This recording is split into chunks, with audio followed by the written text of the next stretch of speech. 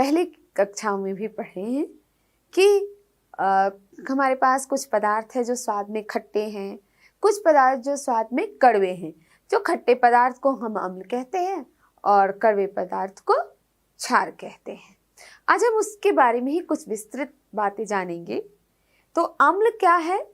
जो स्वाद में खट्टे होते हैं और जो नीले लिटमस पत्र को लाल कर देते हैं। इसके साथ ही साथ जो अम्ल को अगर हम जलीय विलयन में डालते हैं, अगर उसमें हम जल मिलाते हैं तो हाइड्रोजन आयन प्रदान करते हैं। अम्ल को हम लोग इंग्लिश में एसिड कहते हैं। यह लैटिन भाषा से लिया गया है और जिसका अर्थ होता है खट्टा। उसी तरह क्षार जो है, क्षारक, ये स्वाद में कड़वे होते हैं। ये लाल लिटमस पत्र को नीला कर देता है और इसके जलीय विलयन जो है, यानी जल में अगर हम क्षारक डालते हैं तो वो OH आयन प्रदान करता है। अम्ल के कुछ उदाहरण है हाइड्रोक्लोरिक अम्ल, सल्फ्यूरिक अम्ल, नाइट्रिक अम्ल। उसी तरह क्षार के कुछ उदाहरण हैं sodium hydroxide, potassium hydroxide, calcium hydroxide. अब हम जानते हैं क्षारक और क्षार में क्या अंतर है। क्षारक और क्षार में अंतर है, वे क्षारक जो जल में घुल जाते हैं उन्हें ही हम क्षार या अल्कली कहते हैं। उदाहरण सोडियम हाइड्रोक्साइड और KOH, वो ऐसे क्षारक हैं जो कि जल में घुलनशील है, अतः इन्हें हम क्षार कहते हैं। अब आप देखिए कि बहुत सारे चीज अम्ल के साथ अलग गुण प्रदर्शित किया और क्षार के साथ अलग गुण प्रदर्शित किया।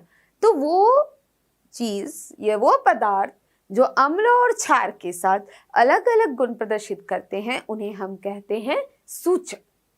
ये सूचक हम दो प्रकार के होते हैं। पहला प्राकृतिक सूचक, वे प्राकृतिक वस्तु जो सूचक की भांति कार्य करते हैं, यानी जो अम्ल और क्षार के साथ अलग अलग व्यवहार करते हैं, उन्हें हम प्राकृतिक सूचक में रखेंगे। जैसे पत्ता गोभी, लिटमस पेपर, हल्दी, ये हमारा प्राकृतिक सूचक है। कृत्रिम सूचक ये रासायनिक पदार्थ है जो अम्ल और क्षार के साथ अलग अलग व्यवहार करते हैं। इसी प्रकार सूचक सिर्फ रंग बदल के नहीं बल्कि गंध भी बदल कर अम्ल और क्षार के का में अंतर बताते हैं। तो वे पदार्थ जो रंग बदल कर अम्ल या क्षार की उपस्थिति का पता बताते हैं उन्हें हम रंगीय सूचक कहेंगे। जैसे लिटमस पत्र, हम जब लाल लिटमस पत्र अम्ल में डालते हैं तो वो कोई रंग नहीं बदलता, लेकिन अगर ब्लू लिटमस पत्र अम्ल में डालते हैं तो वो लाल हो जाता है।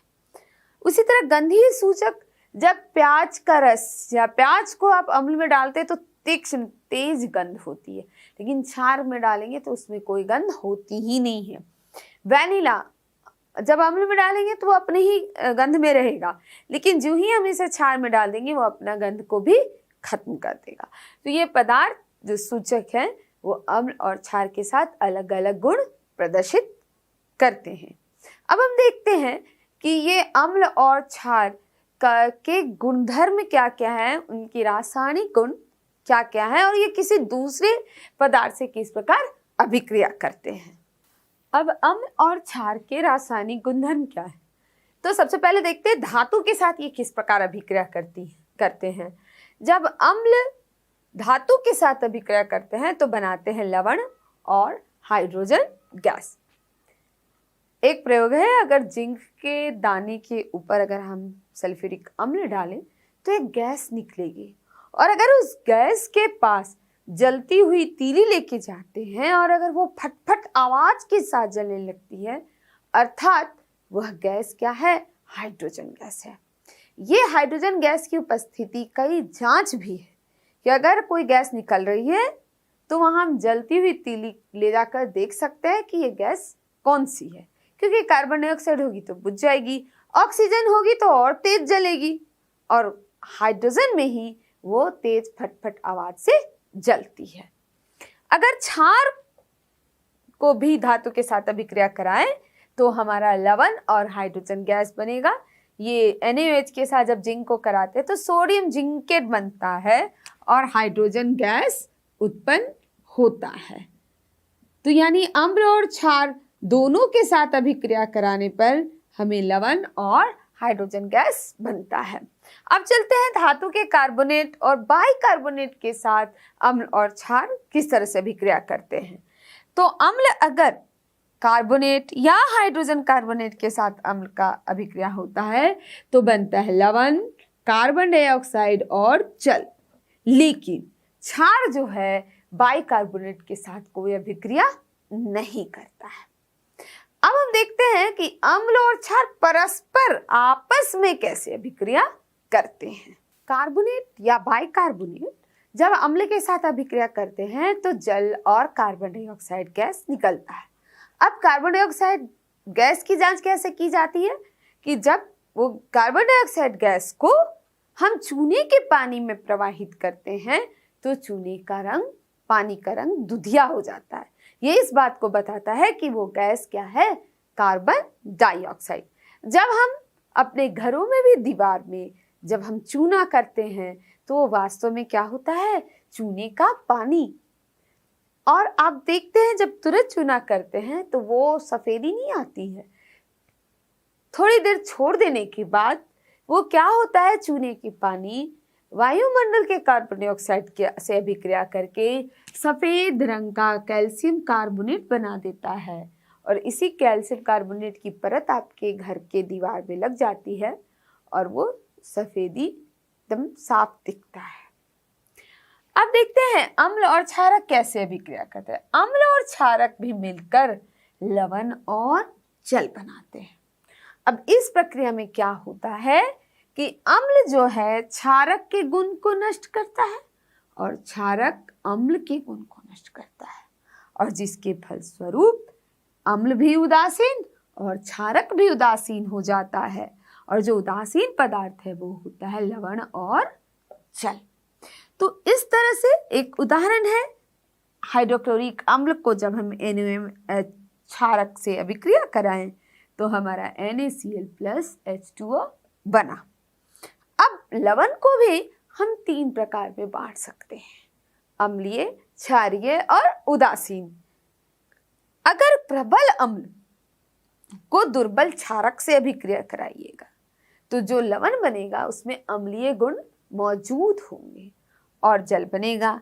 अगर दुर्बल अम्ल को प्रबल क्षारक से अभिक्रिया कराने पर क्षारकीय लवण बनेगा और जल। लेकिन अगर प्रबल अम्ल भी प्रबल और क्षार भी प्रबल तो एक दूसरे को उदासीन करेगा और उदासीन लवण और जल बनेगा। इसी तरह से दुर्बल अम्ल और दुर्बल क्षारक भी अभिक्रिया करके उदासीन लवण और जल बनाएगा। हम लोग के इसमें जब पेट में एसिडिटी होती है तो उस समय हम जो मिल्क ऑफ मैग्नीशिया जो दवाई खाते हैं वो क्षारक होता है, तो वो एसिड के साथ जब मिलता है तो क्षारक एसिड के गुण को नष्ट कर देता है और जिससे लवण बन जाता है और जल, जिसके कारण हमें एसिडिटी से राहत मिलती है। इसके साथ ही साथ हम बहुत बार देखते हैं कि चींटी का डंक वगैरह शरीर में लग गया तो वहाँ पर भी हम कोई ना कोई लवण घिसते हैं जिससे कि वो उसके प्रभाव को नष्ट कर देता है। तो ये हमारा उदासीनीकरण अभिक्रिया हुआ। अब देखते हैं कि अम्ल धातु के ऑक्साइड के साथ अभिक्रिया कैसे करता है। तो धातु के ऑक्साइड के साथ अम्ल अभिक्रिया करके भी लवण और जल देता है। याद कीजिए कि उदासीनीकरण अभिक्रिया में भी यही हुआ था।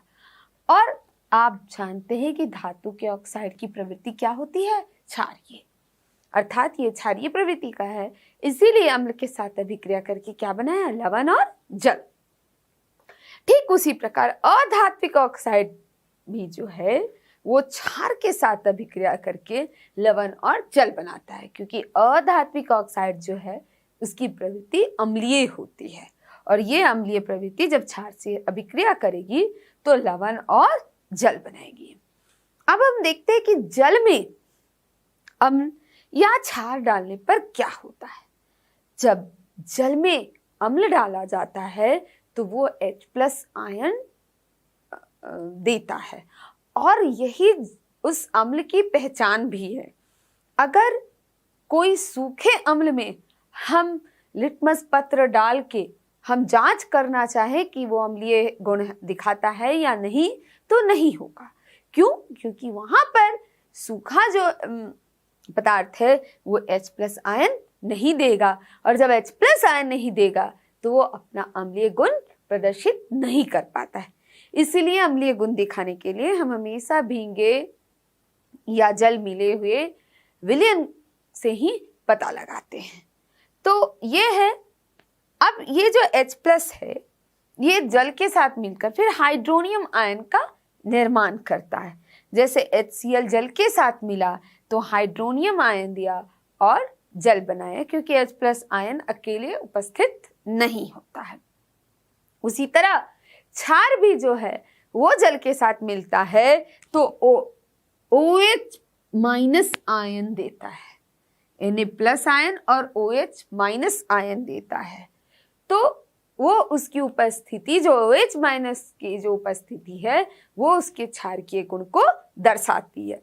तो आप क्या देखिए कि अम्ल और क्षार ये दोनों क्या करते हैं, जल में डालने पर आयनीकृत होते हैं।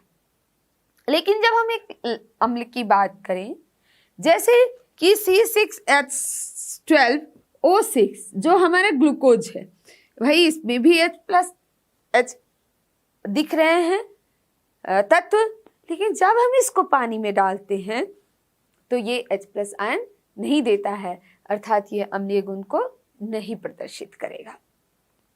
अब हम और देखते हैं कि अम्ल और क्षार में क्या समानता है। अगर अम्ल और क्षार दोनों में हम विद्युत धारा प्रवाहित करें तो विद्युत धारा प्रवाहित होगी, और अगर हम उस परिपथ में एक बल्ब लगाएं तो वो बल्ब जलेगा, चाहे वो NaOH हो चाहे HCl हो, वो बल्ब जलेगा। परंतु जरा सोचिए कि क्या इस ग्लूकोज को डालने पर वो बल्ब जलेगा? शायद नहीं। क्यों? क्योंकि पता है कि विद्युत का प्रवाह, इसका अर्थ आवेश का प्रवाह, आयन का प्रवाह, हमारे अम्ल और क्षार दोनों में आयन मौजूद है। परंतु जब हम ग्लूकोज देते हैं तो ग्लूकोज आयनीकृत नहीं होता, वो टूटता नहीं है, वो आयन नहीं देगा, और जब आयन नहीं देगा तो उसमें विद्युत प्रवाहित नहीं होंगे।